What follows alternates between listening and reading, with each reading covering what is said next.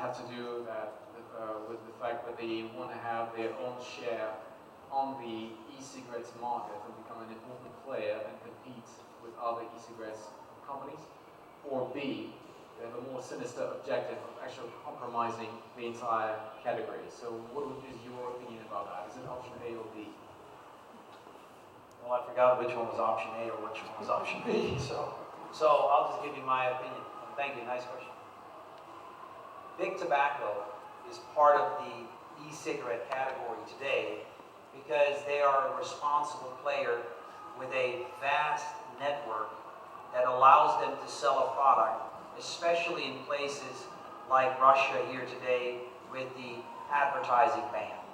They can no longer advertise their conventional tobacco products, so for them to go potentially into another category like e-cigarettes, it will then allow that product to be sold in that advertising space to be used.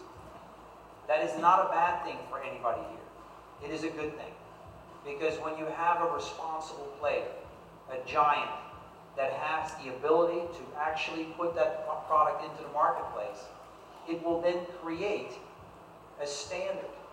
And that standard is what all of you people here are striving for. You want to create a standard.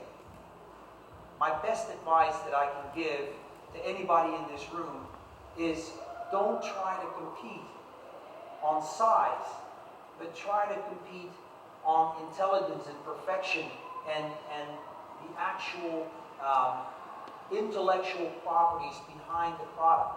Create something that is your own and make that your brand. That is the best advice I can give. To try to compete and be the biggest in the market, you've already lost that fight. All the big tobacco companies are already there. Build your own brand, be specific, and make sure it's only your product. And that is the best advice I can give. Большое спасибо за ваш вопрос. Очень интересный вопрос. И я отвечу на него следующим образом. But yet, the dosage of any ingredient determines the toxicity of that product. So therefore, if you have a little bit of nicotine or a little bit of caffeine, it cannot hurt you. It's the dosage of any ingredient that determines the toxicity. Then imported and exported from China into the US under the name Dragonite and Rouillon. Due to the fact that Han Lick and his team, although came up with a fantastic product, the product that he designed, he wanted to make it a stop smoking device so that individuals would stop using tobacco cigarettes and quit smoking solely based on the actions of an e-cigarette. And that was its first problem. The FDA and the Justice Department in the United States closed him down and made sure that he was not allowed to sell.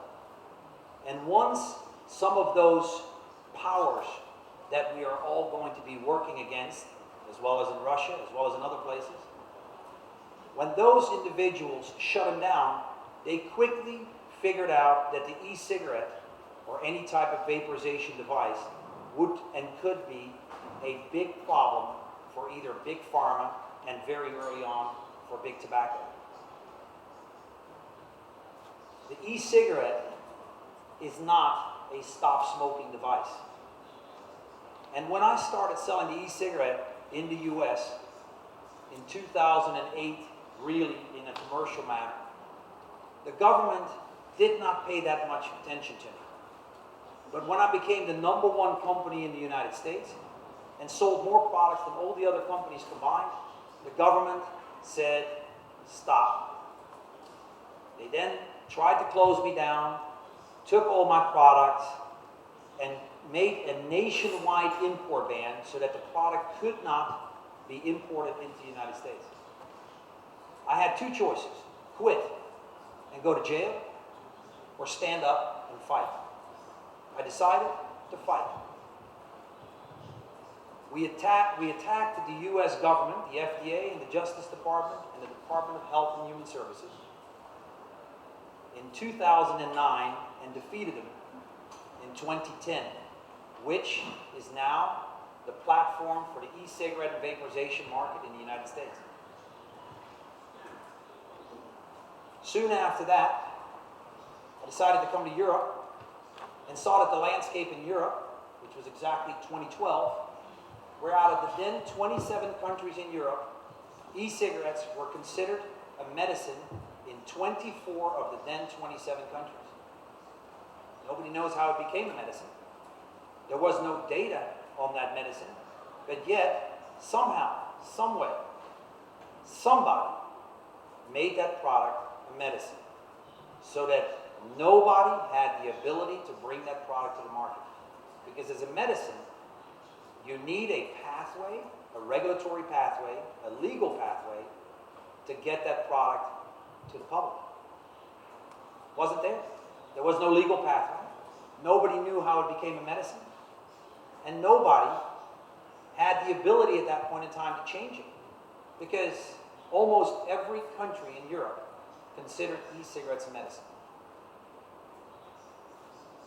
I started selling my product in the Netherlands at the beginning of 2012. And by March 1st of 2012, I had the exact same problem as I had in the US. The government sent me a letter threatening with fines, incarceration, etc., and I had to stop selling my product immediately. And the ban in the Netherlands was imminent. March 1st, 2012, the product was banned. That same day, because obviously after being in the US, that same exact day, I was in court in The Hague, the highest court of the land in the Netherlands, and sued the Dutch government, and won and changed the law. They appealed and lost that appeal. And so by the end of 2012, we had defeated the Netherlands in categorizing the e-cigarette, the vaporizer, as a medicinal product. February 2013, my first visit to Brussels ever. I met with all of our attorneys, and I decided that now I want to tackle all the European countries and change the law in all those different countries that currently regulate it as a medicine. A medicine, and I'll give you that little tidbit, a medicine has to do three things. It has to stop, cure, or alter the course of a disease. That's what a medicine has to do. And the reason why I'm telling you this right now, as a side note, is because that is now what some people in Russia want to do with the e-cigarette and the vaporizer.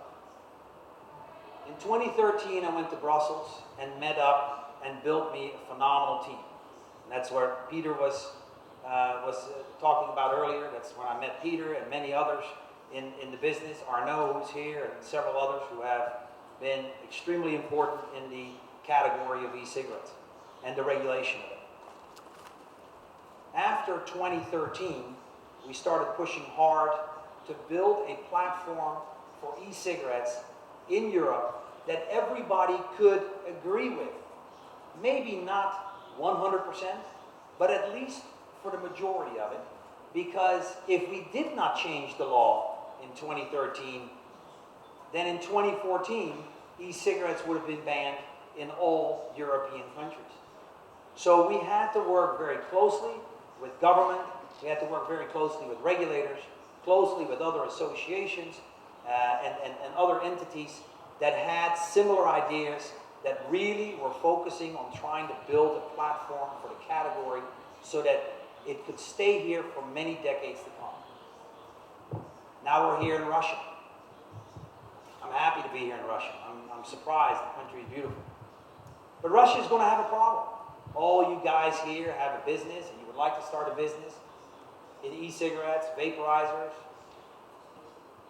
But if you guys do not have the same message, and I know a bunch of y'all are going to compete with one another, if you don't have the same message, the government and the health department and the regulators will have a much better chance of actually pushing certain regulation through without you guys ever even knowing about it. And that is the reason why this particular forum today is so important, to try to educate all of you in what the next steps are going to be in the category.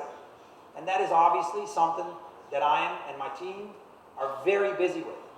We're always trying to be ahead of the regulators and try to put new ideas and new directions in place prior to them making that law. Because once the law is implemented, at that point in time, it's too late. And that's why we're here. And that's why, obviously, it's very important for those who have come here today, have taken that responsible step to be ahead of that curve, so that they can really understand the category as a whole. Now, obviously, I'm not going to show you a bunch of graphs and a bunch of different numbers, which are very important, but I want to make sure that the Russian public and the Russian part of the industry understands what the issues are going to be. And the issues need to be very, very specifically discussed, and that is e-cigarettes as a tobacco product, which may have certain limitations. It is absolutely better than the alternative because it will be banned. And that is one thing that we here as a team and as a group and as an industry are obviously trying to stop from happening. That is what I wanted to share with you today. Then I wanted to leave the rest of the time open for anybody here that has a specific question. I know you guys heard enough about the industry in the US, enough about Europe, enough about specific countries, but I want to hear what your concern is about the category. And obviously, anybody that sends an email to the TVCA, it's also in Russian. You'll be able to answer questions or ask questions that I'll be happy to answer. But this is your forum. So what can I answer today for you guys? Anybody? That must mean I was really good. It must mean you said Or everything you needed really to say. boring. No questions? Yeah, I mean, I have a Oh, first here's question. one right here. From my head? Скажите, пожалуйста, а каким... Hold on, Russian, no translate. Добрый день. Скажите, пожалуйста, каким образом в Европе, значит, этой индустрии получилось назвать или сделать это лекарственным средством, и были ли клинические испытания, которые как бы доказали правительству, что это является лекарственным средством? The change is that a pharmaceutical product has to be defined by specific parameters. It has to fit specifically within a particular parameter for pharmaceutical products or medicines, just like tobacco products do, just like any other product that we use today. There are specific guidelines, and the e-cigarette did not fall within those guidelines. Для того, чтобы классифицировать продукцию в качестве лекарства, оно должно употреблять рядом критериев, и такое количество